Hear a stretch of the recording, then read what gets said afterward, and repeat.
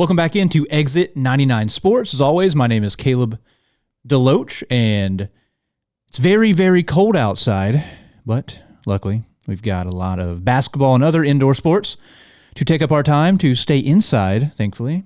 I don't think I've been able to feel my hands for about a week and a half, though, but we did wrap up, in the meantime, since the last time I talked to you, the Boys SEMO Conference Tournament for basketball.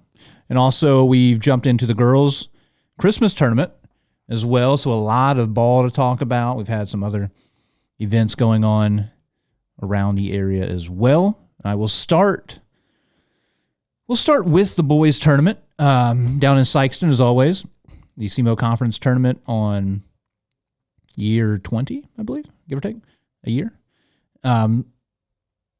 Cape came in as the 1 seed. They got the 1 seed before they played and lost to the 2 seed, Sikeston, because they get seeded really early before a lot of teams play mini games at all. And then Jackson was the 3 seed. Charleston, or Dexter and Charleston were the 4-5.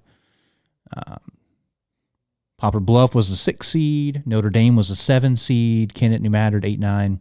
So, came in, didn't really know what to expect. I had watched Jackson play. I liked what I had seen. Poplar Bluff came in, had played no games, so didn't know what to expect there. We had seen Cape and Sikeston had played each other, kind of had an idea what to expect out of both teams. Notre Dame, we'd only seen them play St. Mary's, where they got destroyed, but St. Mary's is pretty good. So it was a pretty open field, idea what might happen. Charleston had already beaten Dexter, and then they were playing again in the first round. There's a lot of kind of choose your own adventure of what might have been happening. I believe last time I was here, I talked about the games on Monday night, which was Jackson in the first round did defeat Poplar Bluff 59-53. Sikeston had defeated Notre Dame 80-42. And, at that point, it was weird. Jackson, I didn't know what to expect against Poplar Bluff. They looked really good early and then kind of trailed off, lost the lead, and were able to fight back and win late in the ball game. And I didn't know what to expect kind of going in through the rest of the tournament. Jackson was then going to be in the semifinals against Sikeston, who just put up 80 against Notre Dame. Concerning. Cape, that Tuesday night, I think while I was recording, I said, everything looks pretty comfortable here early on. They're winning by double digits. Shouldn't be too big of a deal. Well, things got very tight in that ball game, right? Cape won 58-54. They're in the first round. New Madrid had won the play-in game against Kennett. Why was it so close? Well, a big reason why, Tyseandre Edwards, star basketball player, 6'7", great athlete, good inside-outside scorer, good multi-positional defender, weak side shot blocker, all these things. He got hurt. He got hurt early on in the ball game. Knee-related injury of some kind. And he got taken out, and Jaden Williams kind of popped off for New Madrid, and Cape was able to find a way to win. Goliath Morris Young had 20 in that game. Landon Coney had 18, so shout out to the freshman coming in when his team needed him. They squeaked by with a win, but you knew from there on it was going to be very, very tough to win ball games, to succeed without Tyseandre. At that point, he'd been averaging 30 a game. It was kind of get him the ball, and he's going to make something happen for the team, and that's what his role is. It's like, hey, he scores 30 points a game. That's important, obviously, the points. But not only is he important scoring the ball, he's important getting everybody else open and getting everybody else good looks because he attracts so much attention, right? He drives, other team collapses. You got kickouts to open shooters like Coney, like Clemens, etc. Then you've got, Cutter, Goliath Morris Young, get on the backside of the defense whenever Tyseandre drives. The opposite side defender crashes. Drop it over to Goliath for a dunk, layup, whatever. So him being out affects a lot of things for Cape Central. It really, really jacks up their flow offensively, and you saw that the rest of the way in the tournament. But in the meantime, Notre Dame, who had lost big to Sikeston, they bounced back, crushed Kennett 58-27. Played really well, pretty even scoring. 13 points for Devin Danamuller inside. Braden Robert had 10 points. I don't know where he's had a life change being called Brady Robert. once again, when he was like 8, he went by Braden. So that's all I have in my brain. So then we fast forward Wednesday. Notre Dame losing that first round game gets put in a spot where they have an opportunity to play 4 games in 5 days. And so they immediately come back the next day, Wednesday, play their 3rd consecutive game, take on Poplar Bluff, a pretty good-looking Poplar Bluff team. They pushed Jackson to the brink. They were 2 minutes away from a win pretty much against the Indians. They were leading late in that game. And I didn't know what to expect, really. Notre Dame has played 2 good teams and gotten destroyed in both of them by 40. And then they play Kennett team that's not super highly, doesn't have high expectations. And they crushed them. So I'm like, I don't know where they're at, really. And they played really, really well. They impressed me quite a bit in that Poplar Bluff game. And it's just kind of like they figured things out. Like, heard somebody say the most improved team from the first game to the last game of the tournament was Notre Dame. Because in that game, they took on a Poplar Bluff team that's, bigger, longer, more athletic across the board. But they made shots. They had guys make plays. 2 of the sophomore kids I rave about that sophomore class at Notre Dame. Cole Adams emerged as truly one of the best underclassmen in the area in the tournament. He put up 20 in that ball game. Braden Robert also had 20 in the ball game as well. So they both lead the way. They combined for 40 of Notre Dame's 61. And yeah, they beat a pretty good Poplar Bluff team. I was surprised. If you made me make a pick, I probably would have picked Poplar Bluff, but Notre Dame found a way. Their defense made a difference. They forced turnovers, and they hit big shots. Cole Adams, very, very good shooter. Braden Robert, good inside, outside, good slasher kid, even though he's a little bit undersized compared to a lot of kids that Bluff had, did a good job scoring around the bucket. And then also on that same day, Charleston, who had lost to Dexter in the first round, moved into the consolation side. They took on New Madrid, who had lost to Cape. They killed New Madrid. 92-60 was the score. High scoring ball game for the Blue Jays, who looked pretty good. I didn't know, they have been a team where they're hitting shots. They're an all-time make shots team, is the way I describe it. They take a lot of threes, and when they make a lot of threes, they are going to put it on some people. But if shots are not falling, they might be in trouble some nights. So then we get to semifinal night. Semifinal night, you've got, so Charleston and Notre Dame then advanced to the Consolation Championship after Wednesday, and it played on Friday, the first game. So semifinal night, Thursday this past week, you had Dexter Cape in the top half of the bracket and Jackson Sykeston in the bottom half of the bracket. And I was there for the entirety of both games. I did color commentary for the Cape and Dexter game, then I was play-by-play for the Jackson one. And the Cape game was real ugly. Cape Dexter was a very tough half of basketball to watch and call, because I was doing color. And so when I do color commentary, I like to keep a lot of different, just a few different stats here and there, like turnovers, 3-point shots, offensive rebounds, just little things that make a big difference in high school basketball games. And it was a brutal shooting night for both teams. It was so terrible, especially the first half. Cape and Dexter were 0-0 at the 4-minute mark. I think right on the other side of the 4-minute mark, Dexter scored for the first time in that first quarter. And then Cape still took another minute or two after that. It was 22-11 at halftime. Dexter was leading. It was brutal to watch. It was a just painful game. And a lot of it was, Dexter plays really good defense. Chad Allen, head coach there, specialty, the calling card is the defense there. They play a really good 3-2 zone. They have good length, very good positional length over at Dexter. Ibrahim inside brings good size and length. But out on the wing, really good defenders, a lot of guys with long arms. The Nichols kid, only a freshman, is a stud. John Sepulvedo has been there forever. Long arm defender out front as well. Devin Turnbow is a great athlete. Geatley is a great athlete. So they have a lot of guys who are really, really good athletes, who are really good defenders. And that was, it was a rock fight of a basketball game. Cape got back into it at the end of the third and in the fourth quarter.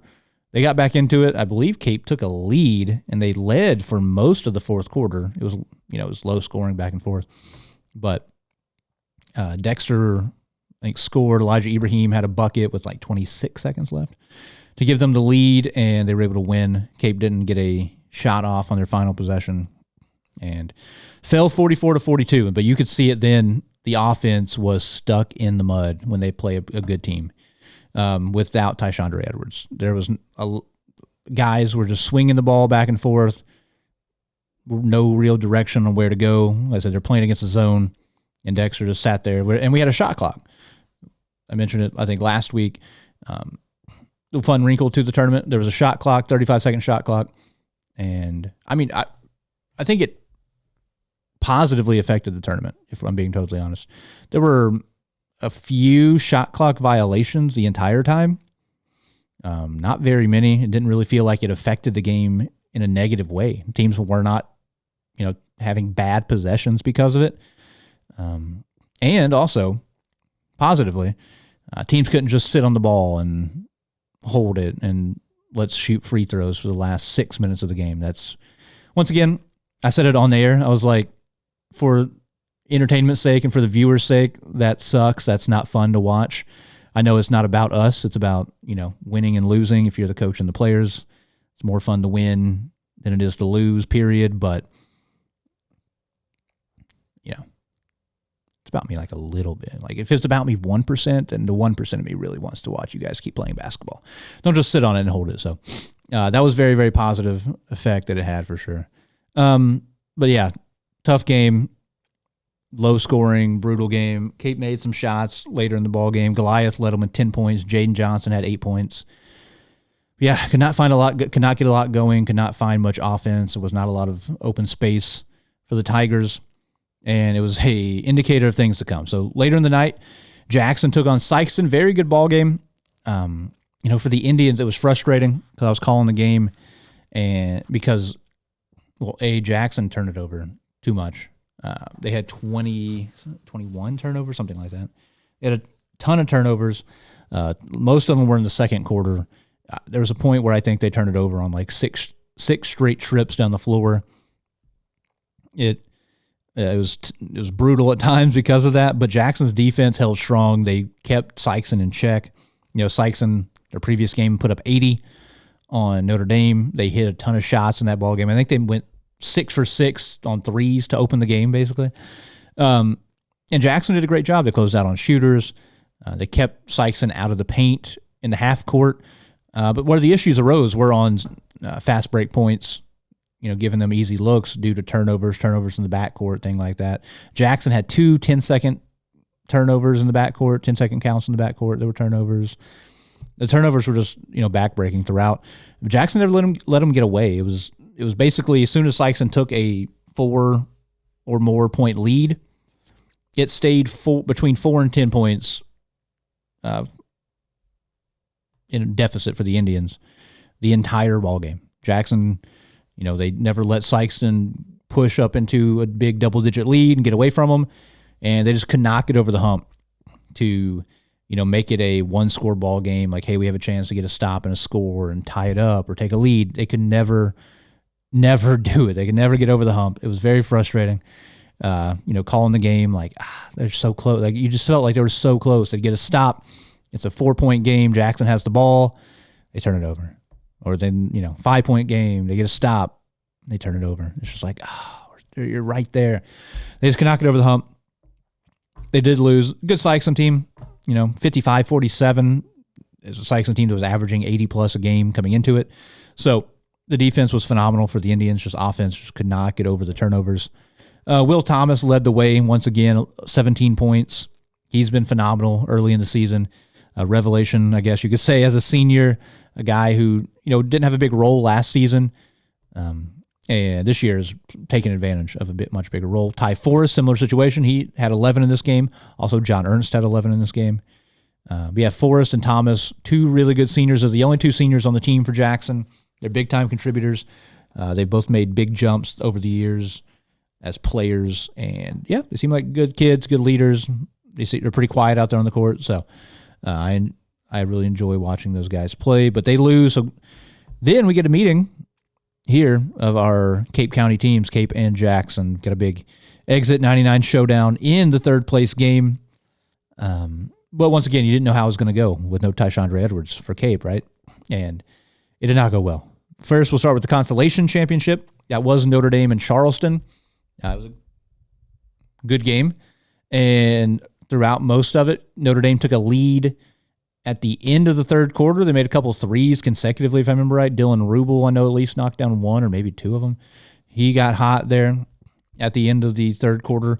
But throughout the ball game, especially early on, it was Cole Adams, man. Cole Adams balled out again. He had 30 points in the contest, led Notre Dame to a big win, 68-59 over Charleston. This was a Charleston team I had, high hopes for coming into the tournament. I did think either, Charleston or Dexter would be tough for Cape in that semifinal matchup.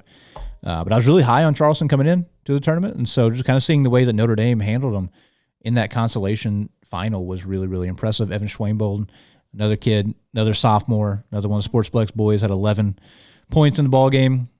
And, yeah, they just played good. They played really good defense. They rebounded really well. They offensive rebounded really well. They shot the ball really well. They knocked down a ton of threes in the big run to kind of take the lead in the third quarter and into the fourth quarter to push that lead up.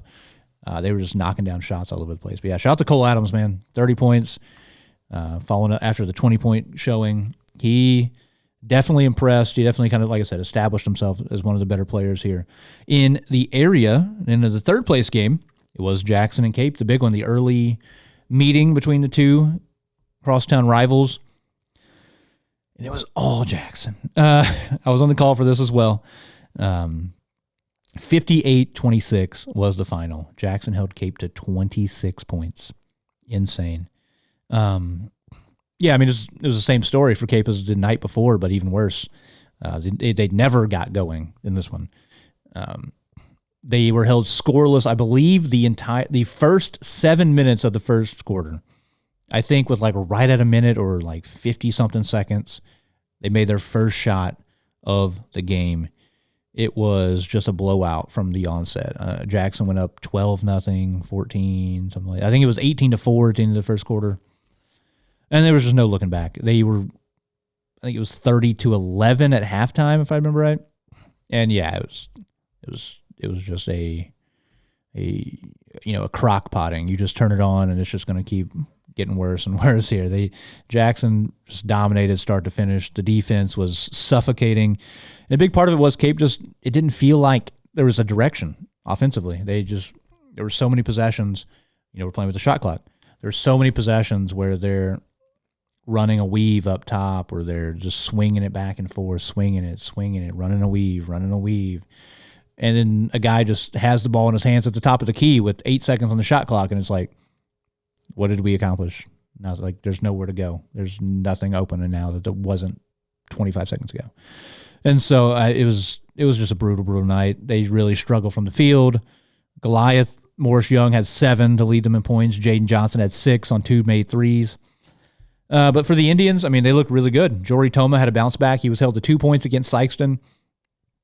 I do give some of that to the fact that he took on some really tough defensive assignments, covering Marquell Murray all over the floor, switching on to Kobe Thomas a lot of times as well. So he was expending a lot of energy on defense. But he bounces back against Cape, has 16 points to lead the way, made some shots from the perimeter. Will Thomas had 11. Ernst had 11. I believe Ty Forrest had 8. So a lot of the usual suspects. Shout out to Drew Respondic. Drew Respondic got his first start of his varsity career, sophomore for the Indians. He didn't play at all against Sykeston or Poplar Bluff. I don't think he played a single second in either of those games. Or against Farmington, I believe even. I think he last played against St. Pius, the second game up there in Farmington that Jackson played. And then, yeah, he started for the Indians tonight, played quite often. I don't believe he got in the score column, but played really, really good defense, moved the ball well. Yeah, really good contributor. He played well. Everybody that got in contributed, even late in the ball game. Guys looked good. Peyton Keller, Colin Shanley, Ja'Cory Wiseman, Colt Floyd, all these kids played really, really well. Made an impact. Easton Toma, All these kids got in. A lot of them were making shots. I think Colt Floyd got his first varsity points in the ball game, if I remember right. Shout out to him. And yeah, it was just all Jackson start to finish. And then to close out the tournament, Sikeston did win the championship 73-64 over Dexter. The score doesn't tell the whole story, which is going to be notable for this week right now that we're in. Dexter led all the first 3 quarters of the ball game, and they were winning by 13 at its peak, I believe, before Sikeston just came storming back and really took over late in the third and the fourth quarter.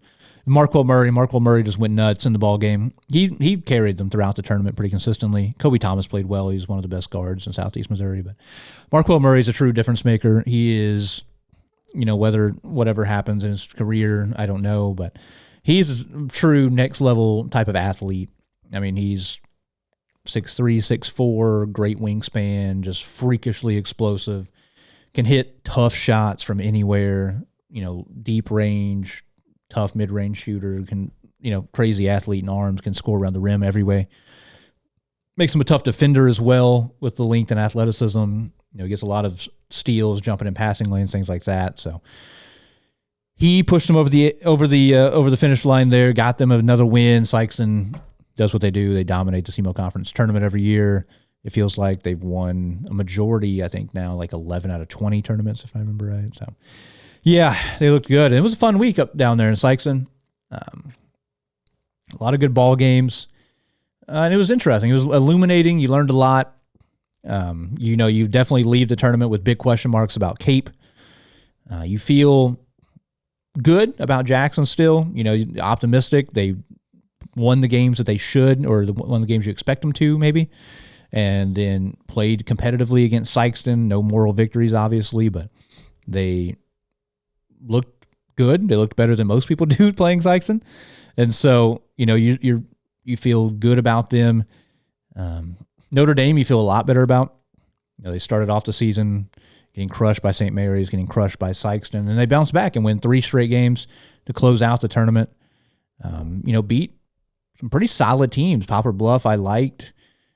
Charleston, I liked a lot coming into the tournament. So the fact that they got wins over both those teams was really impressive. So I was really impressed by that. Dexter looked really good in the tournament. Sikeston looked like, what you expect in the tournament as well. And then that was, that's the end of the SEMO Conference Tournament. There was one non-SEMO Conference Tournament basketball game this past week. It was Saxony. They went on the road to St. Genevieve, and they fell in that one in overtime, 64-56. Brutal ball game. I watched it online, and just not a lot. It was brutal the way Saxony had a real chance to win. They were in it late, and just unfortunately could not close it out in regulation. And then St. Genevieve pretty much controlled overtime. They won by 8 in overtime. So I do like what Saxony's got going on. They look pretty good. They have good, inside-outside scoring threats. I liked what I saw throughout that ball game, what I've seen in a couple of the early ones. I think they're improved quite a bit. I mean, we'll see how much it shows when it comes to their final record. This season, I expect it to be better than it was last year, but I don't expect it I don't know how great of a record they're going to be, but as a team, they look and they feel significantly improved from a season ago. So we'll see how it fleshes out as the season goes on. They've got a long way to go. I mean, they're only 1-2 right now. I'm recording on Monday night, so peek behind the curtain there. They're playing Poplar Bluff this evening. I don't know how that's going to go, but they definitely have some interesting games coming up. Some tough games. They have a tough schedule this year. I talked to Coach Scott in the preseason, and they play a pretty good schedule, so it'll definitely be challenging this year for them. So I don't know how much better the record will be, but I do think the talent and the cohesion, things like that, is much better than it was last season. So now, talk about some girls basketball from this past week. A lot of games. We have the Christmas tournaments going on currently. They're playing tonight as I'm talking to you. You'll know those results by the time this is uploaded. And then we have, the fifth place bracket still to play out. We've got championship night coming up. So a lot to go on here, girls basketball wise. We started this past Monday, December 8th, 3 ball games. St. Vincent blew out Saxony. St. Vincent's really good. Rubel sisters, Adams, etc. They're really, really good. They took it to Saxony, beat them by 48. Kinsey Keys, as she has throughout the season, led the way with 10 points. Another lopsided ball game. Jackson in a rematch knocked out Kennett 71-43. Indians just continue to roll. And then not way down, I guess, Scott County, outside of Sykeston. Cape Central went down there and lost 52-50. A little bit of a surprising outcome, in my opinion. That was a game I thought the Tigers would win, but definitely, going on the road, it's always tough to do down here in Southeast Missouri. We can jump into the Christmas tournament games. In the first round, you had Cape taking on Oak Ridge. So Cape was the 5 seed in the tournament. Decently high expectations. Is a team I enjoyed last season, the way they closed, and had pretty good expectations coming in this year. I like Abby Davenport, Jamie Dawson-Ide. I like the freshman Caden Kern coming up on the team this year. They did win their first round matchup against Oak Ridge, 60-48. Jamie Dawson-Ide dominant, 26 points in that one. Davenport had 15. Nidra Ivy inside with 10 points as well. So a relatively close win. Oak Ridge is a decent squad. Have the Deckard girl who's unbelievable at softball on the team. Also, Saxony took on that same Scott County team that Cape played the day before, or 2 days before. And Saxony got a big win there, 58-40, to win their first round matchup. So I was pretty impressed by their ability to bounce back from a big loss earlier in the week.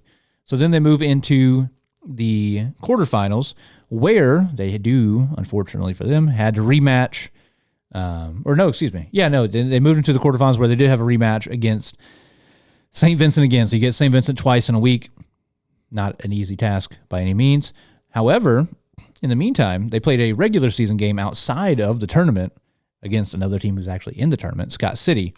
I believe that game was down there at Scott City. And that was a 50-46 win for Saxony. Close win. Scott City's all right. New head coach this year. Coach Watson. They have a pretty solid squad returning this year. But Saxony able to get it done. Nice victory once again for the Lady Crusaders. A couple of wins this week. And then Notre Dame not in the Christmas tournament here in Southeast Missouri. They had a regular season game on the road at Francis Howell. I'd mentioned I'm not sure what Francis Howell has this year. I know they were really good last year. I watched them play Jackson up at the Lindbergh tournament. Where they were awesome. They had a great year last year.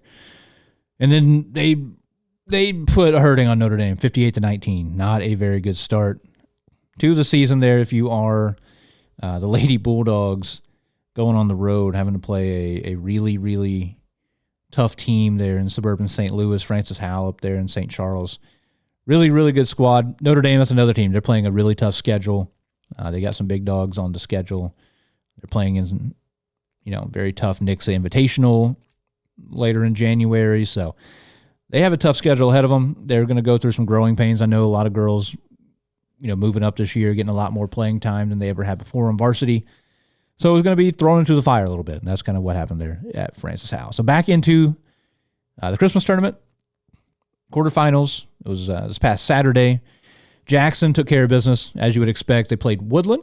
Woodland had knocked off Chester in the first round, close game. Woodland, pretty good program, pretty consistently. This past year, I think they went to the quarterfinals, memory serves. And Jackson dominated the ball game. 68-21. I mean, they've forced a million turnovers. They hit a ton of threes. Kate Deck was unbelievable. She had 31. Just the number of threes she stepped into throughout the contest early on, just putting the game away very early. A couple of freshmen did play really well in the ball game. Chloe Abernathy was second on the team in points. She had 14 points, 6 rebounds.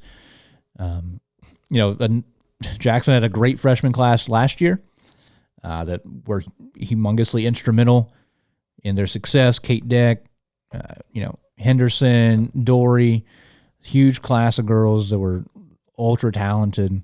And then this year, they have another really talented freshman class that I'm really high on, in large part due to Chloe and her twin sister, Adeline Abernathy.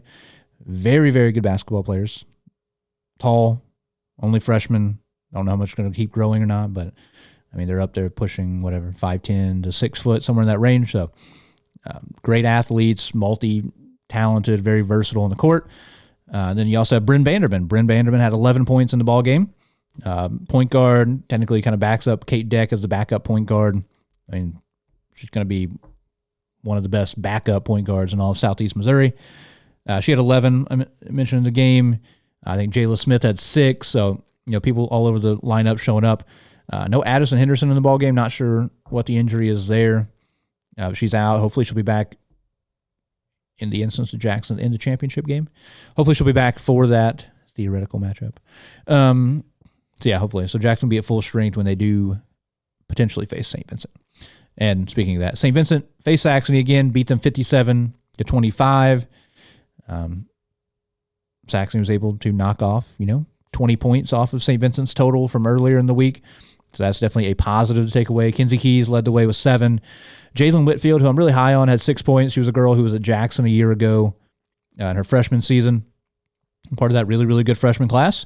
You know who else used to be a part of that class as well? Kinsey Keys, back in the day at Jackson. I think went to Jackson Junior High. Those are a whole other group of girls that, like the boys at Notre Dame, that I used to see all the time. Jalen Whitfield, Kinsey Keys, Kate Deck. A bunch of these girls were always at the Sportsplex playing in all the different leagues.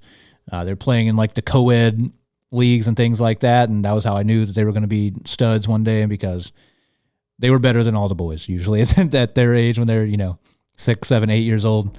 They were the best ones out there a lot of times. So I have very high expectations for these girls as they keep getting older and kind of see what they can do on the varsity level. But yeah, just was not, it's a tough matchup. St. Vincent, way more experienced, just bigger across the board. And, as a team hoping to be playing for a state title this year. So Saxony's just not there yet, not on that level quite yet. But they do have a lot of promising pieces. Emily Mueller, another one. So they're a young team that, once again, I keep saying a lot of times I'm optimistic about what they can do.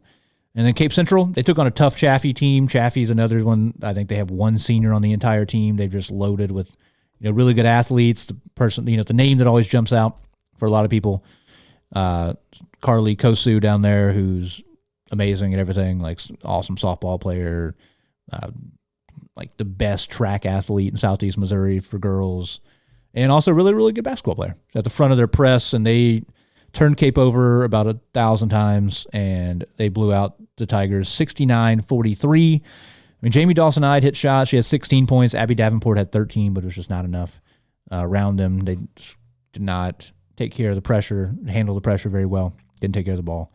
And so Chaffee advances to the semifinals, where they would be facing Jackson. As you know the outcome of that, as you're watching this now, that's happening. Technically, it's 6:30 right now, so it'll be happening in the near future for me. So they're in the semifinals. If I'm picking against what's happening out there right now in the real world or in the past, I'm expecting it to be Jackson, St. Vincent in the final. The upset that happened, Perryville knocked off Delta. The Amberger girl up there is a beast, and they knocked off Delta. I was really impressed, really surprised, honestly. Delta lost a lot. I guess they lost Jade Berry, who is a lot individually. One of the most accomplished players ever in school history, obviously, down at Delta. So, big win for Perryville getting into the semifinals. But I'm expecting another Jackson-St. Vincent matchup, and, it's going to be a big one. It's going to be tough. I'm excited. I'm going to try to get boots on the ground Thursday, 8:30. 8:30, and 8:30 is rough. I got a almost 2-year-old. It's rough. 8:30. We'll see how that goes.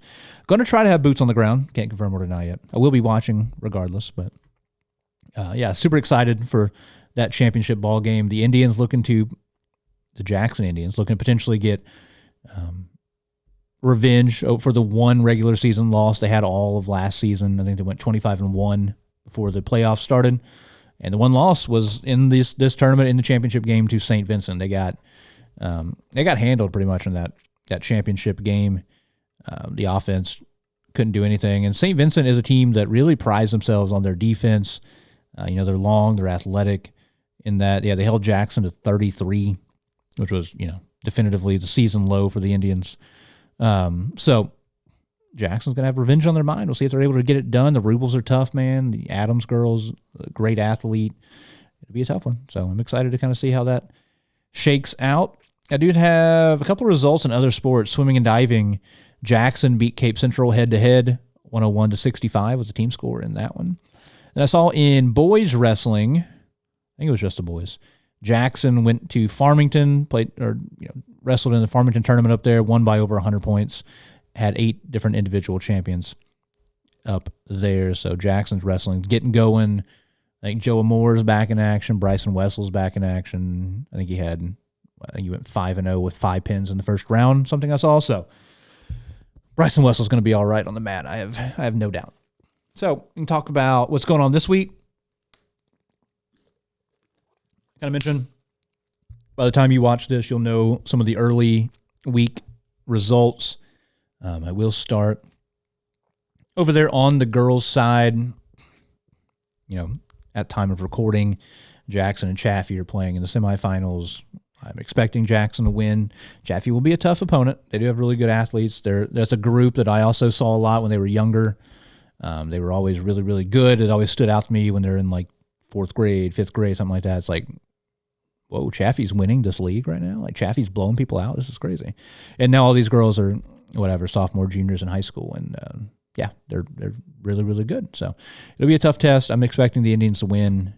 However, and then tonight also, as I'm recording, Notre Dame is playing Portageville. It's going to be a tough matchup. It's one of the many tough games that Notre Dame has on their schedule. Portageville coming off the Final Four, so we'll see how that game goes. Wednesday, we've got, let's see here in the schedule, Cape and Woodland will be facing off, and then Saxony and Delta will be facing off in the 5th place part of the bracket. I don't know what to expect a little bit. I mean, I would definitely lean Delta here against Saxony, coming off of a loss. Once again, I don't know how. We'll see how the Crusaders deal with the pressure that Delta's going to apply.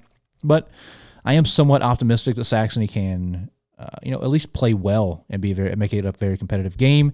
And Cape Central Woodland, I mean, it's hard to judge. I think I like the Tigers in the matchup to continue on in that 5th place bracket. The loser is eliminated, and then the winners of those games will face off for 5th place. So we'll see how that goes. I'm excited to see how it shakes out. Like I said, I like the Tigers over Woodland if I had to make a pick, but Woodland's a good team. They just ran into a buzzsaw in Jackson. So that goes. And Thursday is championship night. I'm expecting it to be Jackson St. Vincent. Obviously, at time of recording, I don't know, but I'm expecting it to be Jackson St. Vincent. It's going to be one of the biggest ball games in the state and a big-time rematch. And,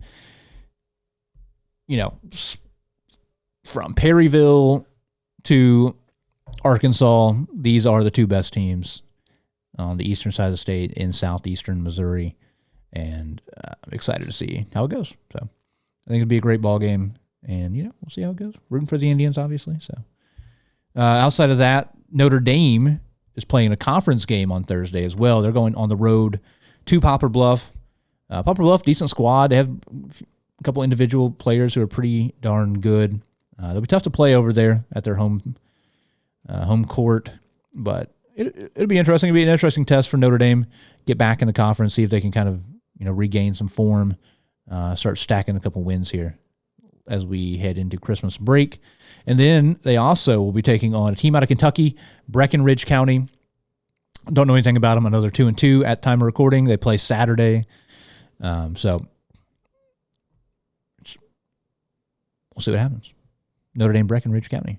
They're playing a little bit everywhere, playing people from all over the place. So once again, like I said, continuing to stack a schedule, make it really, really tough on themselves. They do drop down from Class 6, I believe, to Class 5 this year. So that will be notable, something to take note of. Over on the boys' side, so we're out of the SEMO Conference Tournament. We got a pretty busy week as far as regular season games go.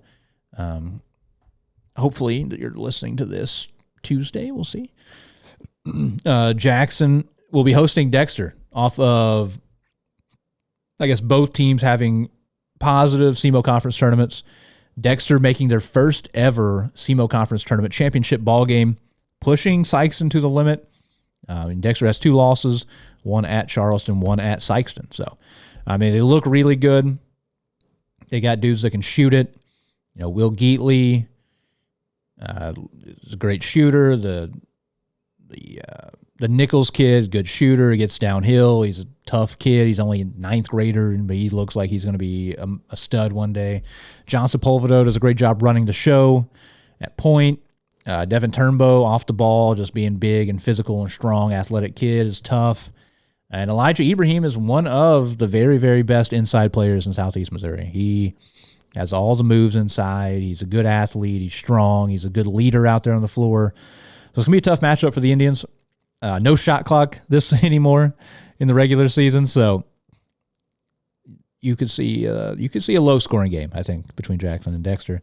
And then Notre Dame, they are on the road at Farmington, which will be a tough test. Farmington's a tough place to play, and they're a pretty good team. Farmington currently sits at 3-2 as of Monday. They have a lot of guys who want to shoot it. Not the biggest team. They have just pretty consistent size, no real true just big bruising post player like last year. They had Cannon Rawls, who was 6'6". They don't really have that guy this year. They have some decent length on the wing, a couple guys in that 6'3", 6'4" range, but it'll be a good test. It will be a good measuring stick to see where Notre Dame really is at as we get closer into Christmas. It's a game that, if Notre Dame plays the way they did against Bluff and Charleston, that's a game I think they can win, but it'll be tough going on the road. Also, for those of you that are interested in, outside of our area, there's some interesting games. There's a lot of interesting games going on this week. Some smaller school stuff, things like that. Tuesday, we've got Woodland at Bernie, a humongous ball game, both undefeated, both really, really good, both really interesting teams. Hayti, small school going into Sikeston. Obviously, I expect Sikeston to blow them out, but Hayti is an interesting, small team, small school team. And you got Bell City at Leopold, a couple of teams who are both, anticipating having pretty good years. Bell City is undefeated. Leopold is 3-2 with both losses being to Woodland. So we'll see how that goes. Wednesday, Saxony is back in action. They go to North County. Long road trip. North County is 0-3, so this is maybe a gettable game, but North County is a much bigger school than Saxony, so that will definitely be a tough test for the Crusaders.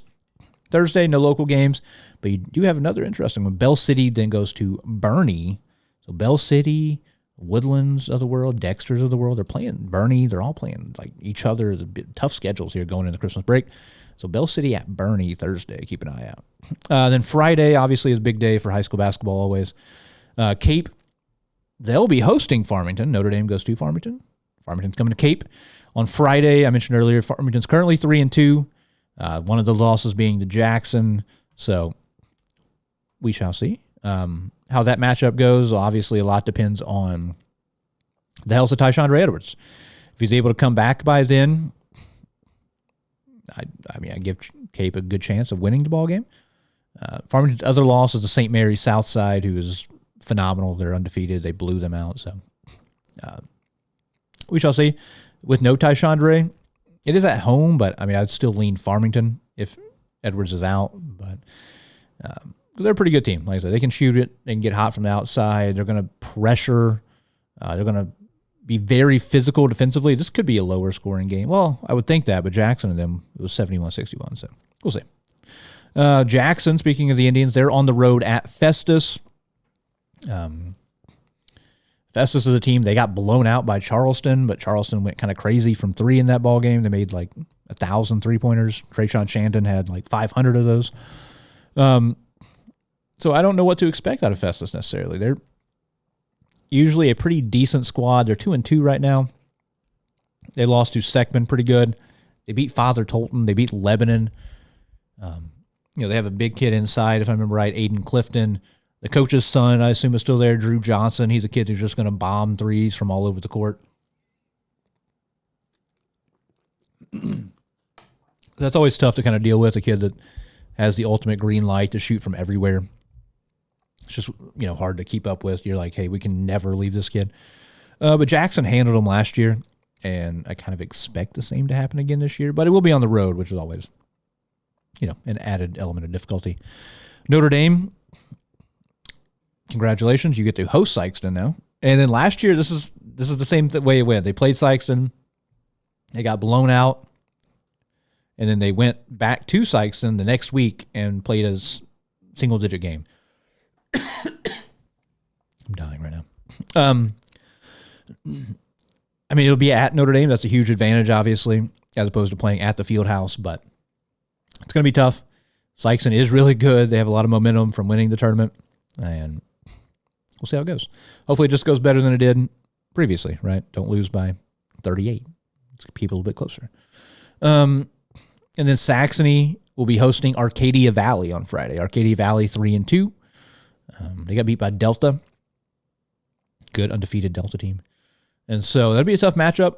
It'll be at Saxony, though, so get out if you wanted to go check out the Crusaders a little bit. It'll be an interesting one to see. And also some more small school games for those that are interested. Puxico is at Thayer that night. Huge game. Dexter is at Woodland. Scott City is at New Madrid. Be interesting, even though New Madrid, not a great record right now. Leopold at Delta also going to be interesting, so check it out. And then we have a Saturday game this week. Cape Central plays Friday night at home. Then Saturday, they have to go on the road to Jefferson City to play against the Jeff City Jays. I don't know how it's going to go. Last year, Cape got the win over Jeff City. It was at Cape. That was one of Tyseandre Edwards' last healthy games last year. And it was a nice win for the Tigers. I was really, really impressed. Jeff City was coming off a Final Four trip, if memory serves. And, it's a good school, big school. And so it'll be a tough contest. Jeff City sits at 2-2 as I speak, but they do have 2 other games earlier in the week, so we'll see how those go. But yeah, very, very, very long road trip for the Tigers. Once again, I don't know what to expect. It would be a tough road trip regardless to succeed. If you make the trip and Tyseandre Edwards isn't playing, it's going to be a very uphill battle for the Tigers. So, outside of basketball, we've got a couple other things going on. Girls swimming Friday, Notre Dame with Saxony. They're co-oping girls swimming and wrestling, boys wrestling and girls wrestling this year. So Notre Dame with Saxony are taking on Jackson in a meet. And then in boys wrestling, Wednesday, Jackson is, I believe, hosting. It says it's at Jackson. So Jackson is hosting the Missouri-Illinois Challenge. Friday, Jackson will be in Kansas City Friday and Saturday at the Kansas City Stampede. So taking a long road trip, going to face some tough competition over there in KC.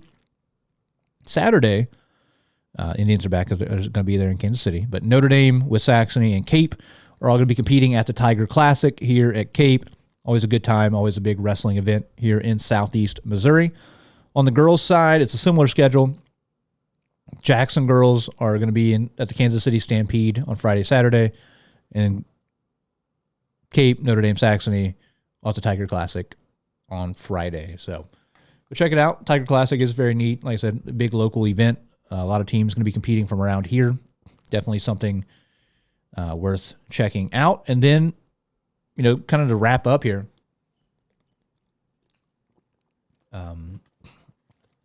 the Christmas tournament seeds are out, right? As many of you know by now. The Christmas tournament seeds are out. The bracket is out. Jackson, after blowing out Cape, getting third place at the SEMO Conference Tournament, they do get that 1 seed. They come in with only 1 loss at Sikeston. They will be playing that 9 a.m. game. They'll be taking on the 16 seed Oak Ridge. I'll just go down the bracket. Make it easy, maybe like that. So Jackson and Oak Ridge will be taking on Oak Ridge 9 a.m. the 26th, day after Christmas. That's a Friday. In the 8-9 game, you've got Delta and Leopold. Going to be an interesting battle. I like Delta. They're undefeated. They play fast. They got a lot of dudes that bomb threes. Leopold brings back some good experience. They've got a ton of kids who are, good ball handlers, good shooters as well. I liked what I saw to them last year. A lot of good guards, a lot of kids last name Campbell. So a lot of kids last name Hesley on the team. So I'm excited to see what that matchup looks like. You've got Notre Dame came in at the 4 seed. They'll be taking on Oran at the 1:30 ball game there in the first half of the opening day. Notre Dame gets a 4 seed. Some thought they would have jumped ahead of Cape. Cape gets a 3 seed. Woodland gets a 2 seed. I'm sure, like I said, a lot of you know this by now. But Notre Dame getting that 4 seed. Some people thought they might have jumped ahead of Cape just because they closed the conference tournament a lot better. Cape injury question marks. We don't know what to expect. But Notre Dame gets the 4. They'll be taking on 13 seed Oran. Blows them on the last game on that half of the bracket, the top half of the bracket. Charleston's the 5. They're taking on Kelly, the 12. Obviously, Notre Dame jumps Charleston to get the 4 over Charleston being the 5 due to the head-to-head win. But I expect to see a rematch in that second round, right? I expect Notre Dame and Charleston to both cruise in the first round and then be seeing each other on day 2. Same thing. I mean, Jackson's going to beat Oak Ridge by a significant margin. I don't know. I mean, I think Delta and Leopold play each other this week, so that'll be a big indicator. If I had to make a pick, I would definitely pick Delta right now. I like what they've got. So they bring back a lot of kids that I liked last year. Jeffries, Hornbuckle, all these kids are really, really good. And that'll be an interesting matchup for Jackson. I do expect Jackson to get into the semifinals to face either Notre Dame or Charleston, whoever comes out of that rematch. That's the top half of the bracket. The bottom half of the bracket, you got Woodland as a 2 seed. They're taking on Scott County. Like when I was in high school, Scott County had there was a 1 seed my sophomore year, if I remember right. They still had Otto Porter back in the day. Still kind of takes time to adjust to them not being what they were. Woodland's undefeated. They look unbelievable. They're just blowing everybody out. So they got the 2 seed. Really, really cool for Woodland. I think they deserved it 100%. I don't know if that's the highest seed they've ever had. It's presumable that's the highest seed they've ever had. So I'm excited to see what they look like in person. The game below them, you have a rematch. Bell City and Chaffee, those 2 teams faced off in the finals at Oran Invitational. So that'd be a good rematch. Bell City won by 11. Chaffee, though, they got guys. Dane McMullen, Nolan Fowler, really, really good guards. But Bell City looks good. I like the point guard. I like Richardson inside. There's tough, man. There's tough, physical defense first team. So that'd be a fun rematch. And then a fun matchup with Woodland potentially in the second round.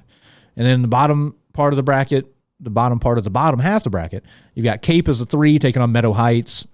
With or without Tyseandre Edwards, they should win that first round game. And you got Scott City taking on Advance in the 6 versus 11 game. I don't know what to expect out of Scott City right now. I'm excited. I want to see what they look like in person to really kind of get a feel for what they have, what they can do. They lost to Farmington. That's their 1 loss, and then they've blown out winless Oran, winless St. Pius. So at the moment, I don't know really what to expect. That's why I'm kind of looking forward to that New Madrid game. I think that can give me some answers maybe. But they bring back some guys. They bring back some guys I really like. I think we'll get more into this. I'll talk about this we'll bring in some more people to talk about this with me. But, they bring back a lot of guys I like. Jackson Gloth, Max Snyder, Braden Walton, all these guys that really broke out in the Christmas tournament last season. I'm excited to see them back there and kind of see what Caden Lowry. Can't forget Caden Lowry. A lot of guys that broke out for me last season, Christmas tournament. I'm excited to see what they bring this year. And then Cape versus Scott City. If there's no Tyseandre Edwards, could be dicey for the Tigers. In the end, it's going to depend on the health of Tyseandre Edwards. If we can get a Cape with Tyseandre against Woodland game in the semifinals, that would be really, really interesting watch. So yeah, I'm excited for the tournament. I plan to be there maybe all of day 1. I will not be there for the second round.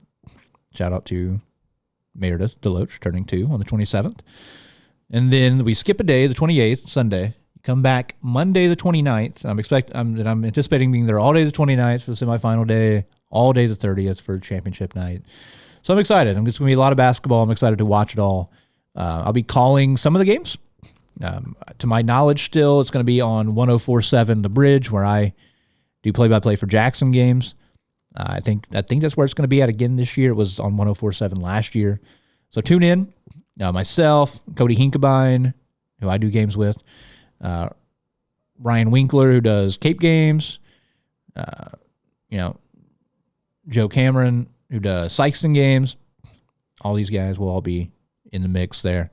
And there's going to be a lot of times where all four of us are sitting there together at the desk doing stats for each other, all that stuff. So I'm always excited about it. It's always fun getting around, just being around ball all day. All the other media guys are always a hoot to hang out with, whoever's going to be, doing it from SEMO ESPN, whether it's Rusty Hendricks, if it's Eric Sean, whoever it might be over there, and then all the SEMO ball guys. I always enjoy being around them, and KFVS, Luke Randall, etc. So I'm excited for the tournament. It's always a great time. I loved playing this tournament. It was always something I wanted to be in as a kid, right? When you're little, you go to it every year. You finally get to play in it as a high schooler. And then, I'm like, hey, one day how can I be involved in this again? And then now I'm really, really lucky to have the opportunity to be involved in it still as an adult, calling games. So I'm really excited about doing that. And yeah, it's always an honor. It's always a privilege. I always really, really appreciate these opportunities I get put in, doing different media stuff, getting on different people's shows, things like that. Part of it, I almost skipped over. This year, for the first time, we voted on the girls' all-conference teams, and we voted on boys' all-conference teams. The boys' all-conference teams, Kobe Thomas was MVP from Sykeston. I voted for Markwell Murray, personally, but kind of splitting hairs. Murray was on the team. Ibrahim and Sepulvedo from Dexter. Will Thomas from Jackson's lone Jackson representative. Goliath Morris-Young from Cape was their lone representative. Cole Adams from Notre Dame was their lone representative. And then Trinez Lane from Charleston. Dallas Williams from Poplar Bluff, Cape can score. Jaden Williams from New Madrid also, kid is a bucket. So shout out to all those guys. Once again, another huge honor. Thank you between, Rusty Hendricks, who, had the privilege of being on his show now a couple times, talking football, talking basketball. It was just really, really, it's really special still to being a part of things like that, and him including me in this was really, really cool. And I really appreciate him. And I believe Tyson Moyers is kind of the director or something of the SEMO conference, the head of the SEMO conference people. I obviously don't know anything that goes on. So shout out to those guys for getting this done, letting us shine some light on these kids that balled out and had big weeks and put in the work. So really, really cool. So shout out to those guys. Make an all-tourney team. And also I get the opportunity to vote in the Christmas tournament if I'm there for finals night. So that was really fun to do last year as well. But yeah, that's pretty much does it. Some final things to kind of wrap up. We're getting into conference play in the OVC for SEMO. The men are currently 5-6. They're riding a 3-game win streak.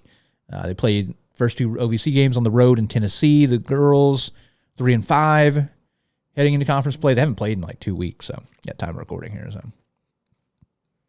not a lot to go off of here. Recent. Another college athlete here locally, Cam Williams from Cape Central, was a superstar for Cape Central.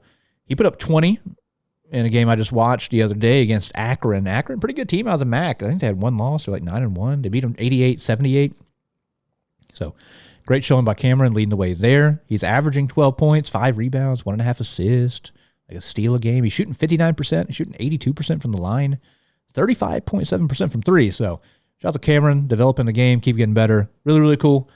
You can watch all of his games. They're on ESPN Plus usually. He's on the Portland Pilots. So Portland, look him up. Purple. Very fun. Way up there in the Northwest. He's up there playing at Portland. And yeah, really cool. Kid getting, local kid here, Cape County, getting to play D1 basketball is really, really neat. So I'll stay up to date with all of his stuff. I've watched several of his games. And so, yeah, shout out to Cam. They're playing at Oregon Wednesday. If you hear this before then, go check that out. It should be interesting. Should be a good one. Getting to play, getting to step up. He's going to play against some tough kids inside. Nate Biddle, big dude inside for Oregon. He's a beast. He's like 48. He has a worse hairline than I do. So, yeah, shout out to Cam. Shout out to Portland. We had a few more signings kind of got updated and came out this past week. Notre Dame's Peyton Duncan signed to play baseball over at Three Rivers. And then also going to Three Rivers baseball, Zaid Hickey from Cape Central. A really good player for them last year as well. His coach, both their coaches, now working at Three Rivers. And then, finally, for the Tigers, Isaiah Husky signed to throw over at SEMO. So that's really, really cool. I'm glad he's getting that opportunity. Kid is a beast. Really, really good thrower. So I'm happy he was able to get signed over there. I don't know what the health status is like. I know he had a pretty bad injury at the middle end of football season. So I hope you get to see him compete this year. If you get the opportunity, we're a long way away, obviously, from track, but if you get the opportunity to go check out this kid, we got some other kids in Southeast Missouri that are studs. We'll get there when we get there, but I'm a big track fan. So, shout out to Isaiah Husky. Really, really fun watching him compete over there in the throws. He's the best we got here in Southeast Missouri. So shout out to him. But yeah, outside of that, I think I'm done. I think that's all I've got. Right about an hour here, so I will wrap it up there. Thank you guys, as always, for watching, for listening. I appreciate it. Make sure to, like, subscribe, all those things. Follow along social media, things like that. I'm always updating, always sharing, scheduling changes, results, things like that for teams, or, reminders. Hey, teams are playing here, blah, blah, blah, blah, blah. So follow along there, social media, Exit 99 Sports, how you find us anywhere, everywhere. Some pages I use a little bit more than others, but check us out on all social media. Like I said, I always say, follow along on or subscribe to YouTube, things like that. Spotify, Apple, Amazon Music, wherever you listen. If you can't find us somewhere, hit me up. I can add services that we, put the podcast on too. So let me know. Hit me up. I appreciate all you guys who do listen, who watch. I appreciate everybody that reaches out in public or private. Always, appreciate it. And once again, always try to do this to illuminate more of these kids, man, the ones who are working hard, the coaches who are working hard, spending time away from their families, things like that. That's what it's all about. It's all about them, and they're the ones that put in the work, and we just get to sit back and be entertained by it. And so I like keeping y'all updated on everything going on around here. So thank you all for watching. Thank you for listening. Have a good one, everybody. See you in the next one.